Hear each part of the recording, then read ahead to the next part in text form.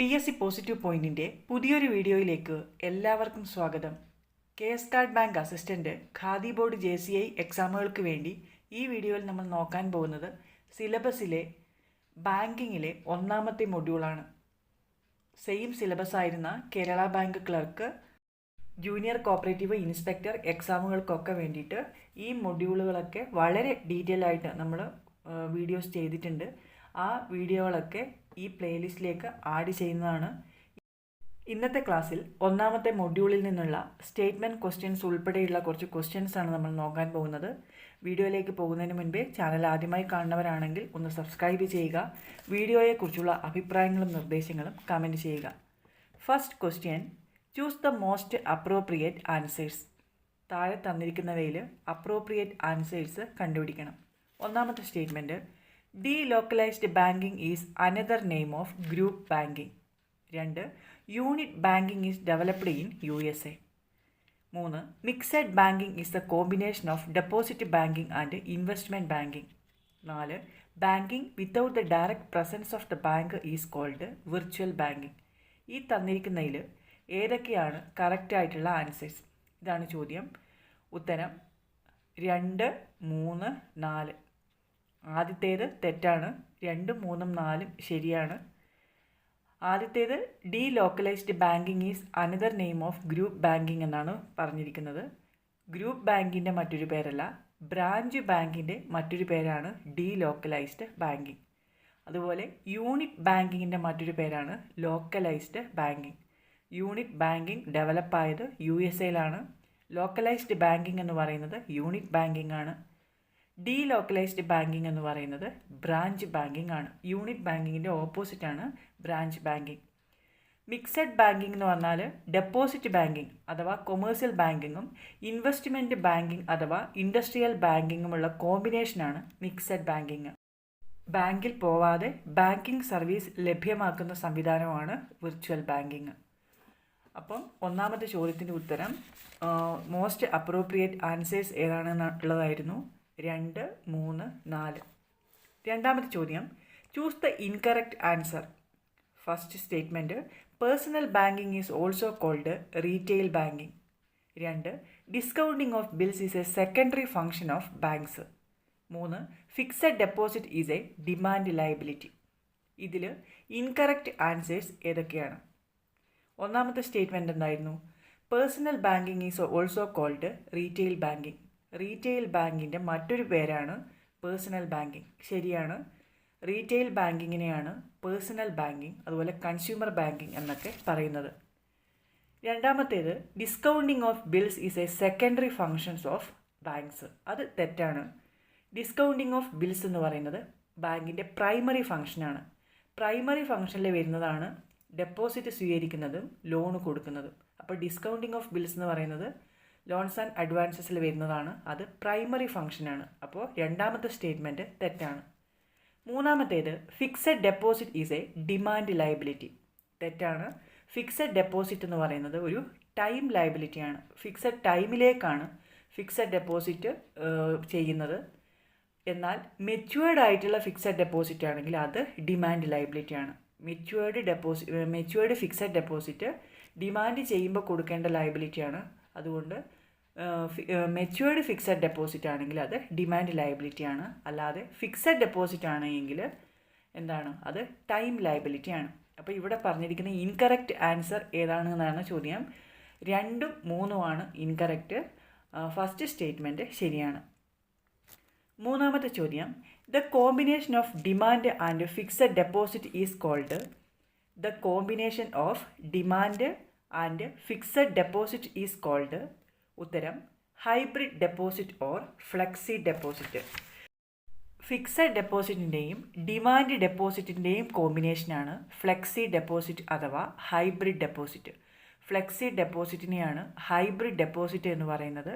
അതായത് time ലയബിലിറ്റിയുടെയും demand ലയബിലിറ്റിയുടെയും കോമ്പിനേഷനാണ് flexi deposit. അടുത്ത ചോദ്യം, find the most appropriate answers. Statement 1, a depositor can nominate 4 persons for one deposit account. Second one, secondary deposit is another name of active deposit. Third one, overdraft facilities allowed on current account. ഇതിൽ most appropriate answers ഏതാണെന്നാണ് ചോദ്യം. ഉത്തരം 1, 2 and 3. ഇത് മൂന്നും ശരിയായിട്ടുള്ള പ്രസ്താവനകളാണ്. ഒരു ഡെപ്പോസിറ്റർക്ക് ഒരു deposit അക്കൗണ്ടിന് 4 ആൾക്കാരെ nominate ചെയ്യാം. സെക്കൻഡറി ഡെപ്പോസിറ്റിനെയാണ് ആക്റ്റീവ് ഡെപ്പോസിറ്റ് എന്ന് പറയുന്നത്. പ്രൈമറി ഡെപ്പോസിറ്റാണ് ക്യാഷ് ഡെപ്പോസിറ്റ്. ക്യാഷ് ഡെപ്പോസിറ്റ് വന്നു കഴിയുമ്പോഴാണ് ബാങ്കുകൾ ലോൺ കൊടുക്കുന്നത്. അപ്പോൾ ലോൺ കൊടുക്കുന്ന സമയത്ത് ഒരു ഡെപ്പോസിറ്റ് ക്രിയേറ്റ് ചെയ്യും. അതിനെ ഡെറിവേറ്റീവ് ഡെപ്പോസിറ്റ് എന്ന് പറയും. ഡെറിവേറ്റീവ് ഡെപ്പോസിറ്റിനെ തന്നെയാണ് സെക്കൻഡറി ഡെപ്പോസിറ്റ് അല്ലെങ്കിൽ ആക്റ്റീവ് ഡെപ്പോസിറ്റ് എന്ന് പറയുന്നത്. ഓവർഡ്രാഫ്റ്റ് ഫെസിലിറ്റി കറൻറ്റ് അക്കൗണ്ടിലാണ് കൊടുക്കുന്നത്. കറൻറ്റ് അക്കൗണ്ടിന് നമ്പർ ഓഫ് ട്രാൻസാക്ഷൻ്റെ റെസ്ട്രിക്ഷൻ ഇല്ല. അതുപോലെ ട്രേഡേഴ്സിന് ഏറ്റവും സ്യൂട്ടബിൾ ആയിട്ടുള്ള അക്കൗണ്ടാണ് current account. Nomination facilities are allowed as per dash act. Nomination facilities are allowed as per dash act. ഉത്തരം BR act.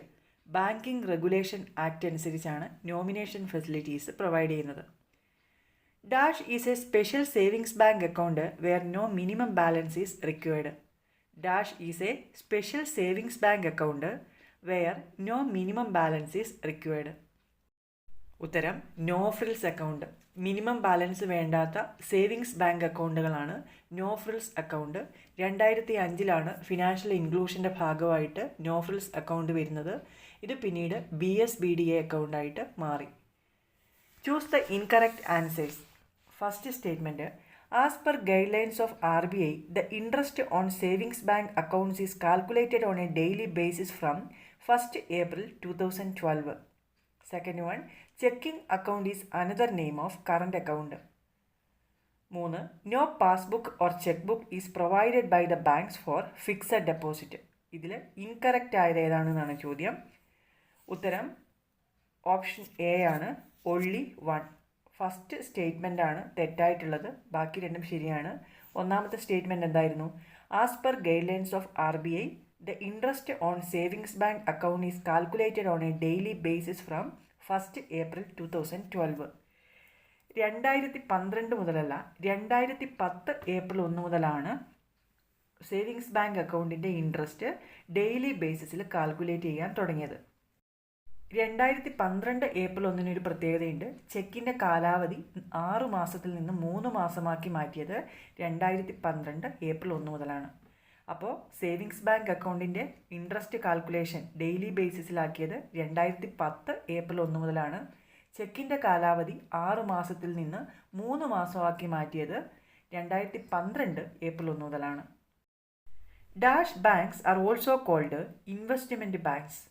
Dash banks are also called investment banks. ഉത്തരം industrial banks.